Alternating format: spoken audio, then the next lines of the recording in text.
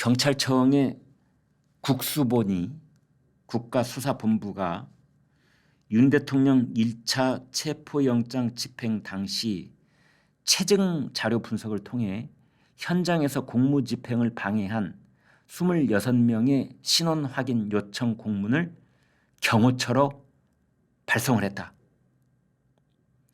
현장 촬영 영상 등을 토대로 영장 집행을 방해한 경호처 관계자 26명을 선별을 했다. 이런 겁니다. 아이고, 저는 이 뉴스를 보면서요, 도대체 이 사람들 왜 그러는가? 여러분, 대통령 경호처의 경호원은 끝까지 그 신분, 이름, 나이, 소속, 출신 이런 것들이 비밀에 붙여져야 되는 사람들입니다. 대통령 경호원들은 짙은색 선글라스를 쓰고 다니는 이유가 그 사람들의 얼굴이 나오면 신문, 언론 보도가 나갈 때 모자이크 처리를 해주는 이유가 경호원들의 얼굴은 끝까지 밝혀져서는 안 되기 때문입니다. 국정원의 최일선의 수사 요원들, 국정원 요원들 얼굴과 신분이 밝혀지면 되겠습니까? 안 되겠습니까? 대통령 경호원의 신분은 보안상의 이유로 임무 수행의 위험을 초래하지 않기 위해서 신분 노출은 끝까지 보호를 해줘야 되는 겁니다. 지금 대통령 경호처에 있는 이 경호원들, 그 직원들은 윤석열 대통령 때도 경호원이고 정권이 바뀌어도 경호원이고 그러는 겁니다. 그 사람들이 윤석열 대통령에는 일 개인에 충성하는 사람들이 아니라 대통령이라고 하는 그 직위에 있는 사람을 보호하기 위해 있는 사람들입니다. 근데 그 사람들 얼굴 까라고요? 신원 확인하라고요?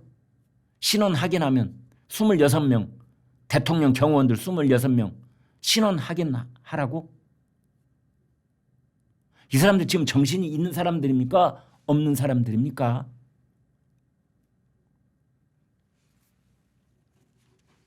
경찰청의 국수본 관계자라는 사람이 이런 말도 했답니다. 경호처 직원들이 영장 집행을 방해하면 상급자치시라고 해도 특수 공무집행 방해 혐의로 처벌받게 되며 그 경우 공무원직 그리고 연금이 박탈당하게 될 것이다. 이런 치사한 놈들, 경호원들의 연금을 가지고 협박을 하고 있습니다.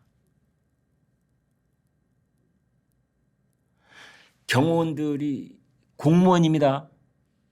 은퇴하면 공무연금을 받게 되겠지요. 그 연금은 경호원 본인의 연금이면서 경호원 아내의 연금이고 경호원 자식들의 연금이기도 한 겁니다. 그 일가족에게 혜택이 가는 연금인 겁니다. 그런데 여기에서 공무원 연금을 경호원들을 상대로 해서 공무원 연금을 들먹이고 있다는 것은 경호원들의 가족들을 위협하고 있는 거고 가족들을 볼모와 인질로 잡고 있는 겁니다. 이런 치사한 놈들이 있나요?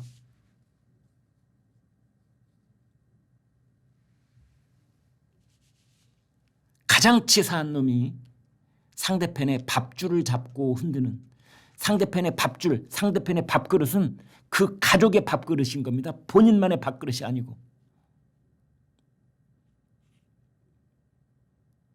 이 경찰청 국수본 관계자라는 사람이 어떤 사람인지는 모르겠지만 한남동에 있는 경호원들, 그 사람들이 무슨 죄가 있습니까?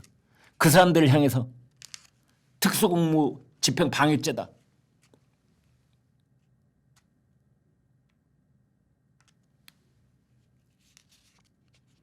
도대체 어디까지 가려고 이러는 건지요? 어디까지 가려고 이러는 건지.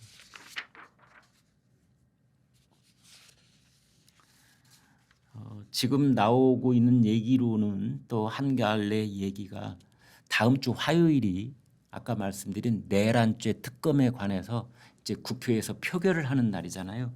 그러면 국민의힘 의원들이 전부 다 국회 본회의장 현장에 발이 묶이니까 그 국민의힘 의원들이 발이 묶인 틈을 타서 한남동에 거기 이제 체포영장을 재집행을 하지 않을까. 그래서 다음 주 화요일 날 아마 체포영장 집행 가능성이 높다. 뭐 이런 얘기들이 나와 있는데 가봐야 알죠. 네, 가봐야 합니다. 윤석열 대통령 측에서는 2차 체포영장에 대해서도 헌법재판소에 권한쟁의 심판, 효력정지 가처분 신청을 했습니다.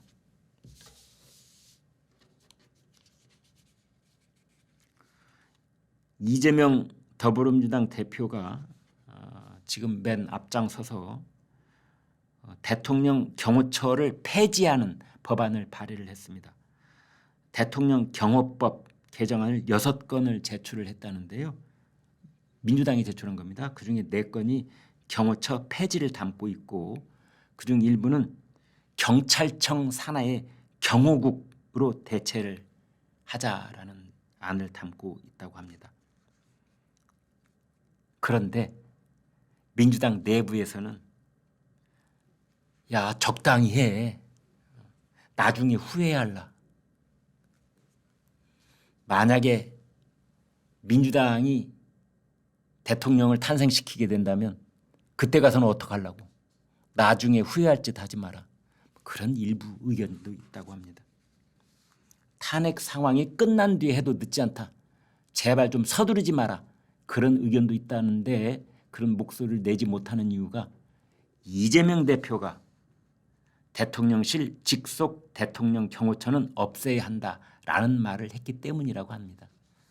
지금 민주당 쪽에서는 이재명 대표가 한마디 하면은 그거는 거의 그 누구도 건드려서는 안 되는 칙령처럼 되어 있잖아요. 지금 그 한남동 관저에서 집회 현장에서 가해자가 경찰의 무전기를 뺏어서 경찰한테 다시 던졌지 않습니까? 그래서 이제 그 상처가 났는데 그 상처에 대해서 뭐 혼수 상태다, 뭐 그런 얘기가 있었다, 목숨이 위태롭다 그런 얘기가 있었다는데 그 조선일보 현장 취재 결과 전혀 사실이 아닌 것으로 그렇게 밝혀졌습니다. 그런데 이제 민주당 쪽에서는 이것을 특히 이재명 대표도 마찬가지인데 바로 그 무전기 탈취를 해서 뭐 이 경찰이 맞아가지고 혼수 상태에 있다라는 가짜 뉴스로 국민의힘 지지자들을 자극을 해가지고 그래서 국민의힘 지지율이 최근에 높아지는 것이다라고 민주당이 역선전을 해왔는데 그런데 웬걸 한두 여론조사가 아니라 제가 이 방송 처음에 말씀드린 것처럼 한국갤럽 오늘 종지부를 찍는 것처럼 이제 탄핵 그 계엄 선포 이전으로 다 되돌아갔다라는 데 나오니까 지금 이제 민주당은 속으로 난리가 났답니다. 이거 전략을 완전 수정을 해야 된다라는 건데 여기서 제가 말씀드리고 싶은 것은 그것이 아니라 그건 뭐 정치 공학적으로 뭐 이제 어떻게 저렇게 굴러가겠지만 그런데 마치 이런 국면에서 우리가 깜빡 잊고 지나갈 뻔한 것들이 있는 겁니다. 그게 뭐냐? 시위대가 공권력을 상징하는 경찰의 무전기를 뺏어서 이것을 다시 던졌다? 무전기를 빼앗았다? 이건 절대 가벼운 범죄도 아니고 그 경찰관이 뭐 이마를 3바늘인가 5바늘인가 꿰맸다 이렇게 나오고 있는데요. 절대 가벼운 부상이 아닙니다. 공권력을 가지고 임무를 수행 중에 있는 경찰관의 무전기를 뺏었다는 것은 중범죄 중에서도 중범죄입니다. 공무집행 방해는요 5년 이하 징역입니다. 그런데 무전기를 빼앗는 것 같은 무전기 탈취, 공권력의 무전기 탈취를 하는 시위대는 특수 공무집행 방해 치상죄입니다. 이것은 형법에 3년 이상으로 되어 있습니다. 3년 이상, 10년, 20년. 이건 일벌백계를 해야 됩니다. 어떻게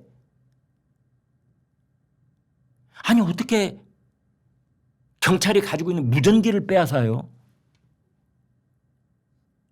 이거는 절대 그래서 이게 가짜 뉴스 저 혼수 상태에 빠진 것이 가짜 뉴스 아니다 이런 그 공방에 함몰돼서는 안 되는 것 중에 하나가 무전기를 탈취했다는 부분인 겁니다. 법인을 가려냈으면 반드시 중죄로 다스려서 일별백계로 삼아야 된다. 라는 말씀을 결론으로 드리겠습니다.